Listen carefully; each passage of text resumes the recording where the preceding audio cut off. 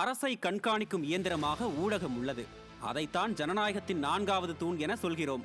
ஊடகங்கள் தங்கள் கருத்தை தெரியப்படுத்த முழு சுதந்திரம் உள்ளது. ஆனால் அந்த 4வது தூண் கேள்விகள் கேட்டாலே பத்திரிகையாளர்கள் மீது வழக்குகளை குவித்து மிரட்ட முயற்சிக்கிறது ஸ்டாலின் அரசு. பத்திரிகையாளரின் வேலை நாட்டில் நடப்பதை மக்களிடம் கொண்டு செல்வதுதான்.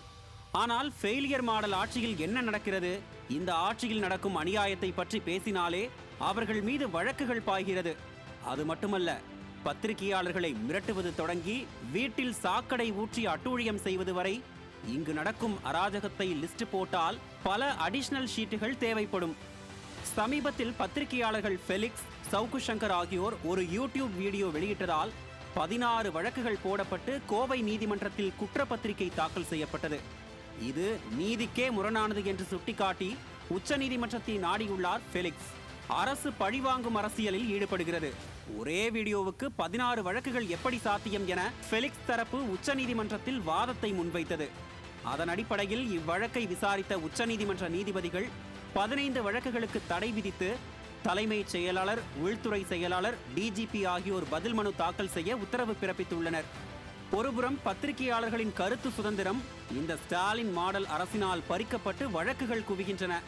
சமீபத்தில் தூய்மை பணியாளர்கள் போராட்டத்தை பற்றி செய்தியாளர்கள் சந்திப்பில் பேசிய அமைச்சர் சேகர்பாபு பத்திரிகையாளர்களிடம் எப்படி பேசினார் என்பதை நீங்களும் பார்த்திருப்பீர்கள். இதுதான் இந்த அரசின் கொடூர முகம். மறுபுறம் அரசு பத்திரிகை துறையை தொடங்கி இவர்களுக்கு மூத்த பத்திரிகையாளர்கள் மூலம் கல்வி கற்பிக்கப்படும் என்றும், இதழியல் துறையை அடுத்த கட்டத்திற்கு கொண்டு செல்ல இது தொடங்கப்பட்டுள்ளது எனவும் பெருமை பேசுகிறது இந்த ஸ்டாலின் மாடல் அரசு. இருக்கும் பத்திரிகையாளர்களுக்கு இங்கு கருத்துரிமை இல்லையாம். இதுல புதுசா அரசு பத்திரிகை துறையை தொடங்குகிறது இந்த ஸ்டிக்கர் ஸ்டாலின் அரசு. ஒருவேளை இவர்களுக்கு தேவையானவர்களை வைத்து இவர்களுக்கு ஏற்றாற் போல செய்திகளை பரப்பத்தான் இது போன்ற திட்டத்தை தொடங்குகிறார்களோ என்னவோ. அட, நாம் கேட்கவில்லை, மக்கள் கேட்கிறார்கள். அரசின் உண்மை நோக்கம் என்ன? ஊடக சுதந்திரத்தை வலுப்படுத்துவதா இல்லை கட்டுப்படுத்தும் முயற்சியா என மக்கள் கேட்கிறார்கள். ஸ்டாலின் பதில் சொல்வாரா?